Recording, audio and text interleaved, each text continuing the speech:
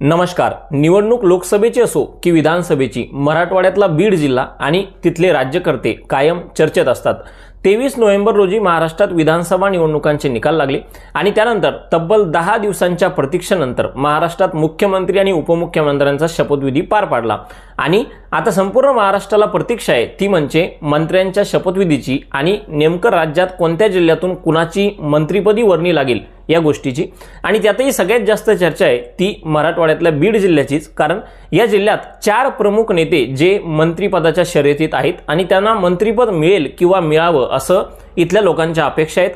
त्या 4 प्रमुख नेत्यांची नावं म्हणजे एकतर परळीचे विद्यमान आमदार तरुण तडफदार धनंजय मुंडे, त्यानंतर पंकजा मुंडे ज्यांनी एक स्टार प्रचारक म्हणून महायुतीचा संबंध महाराष्ट्रात प्रचार केला, त्यानंतर आष्टीचे आमदार ज्यांनी जवळजवळ 80,000च्या मोठ्या फरकाने ही निवडणूक जिंकली ते सुरेश धस, आणि त्यानंतर माजलगावचे आमदार प्रकाश सोळंकी. हे 4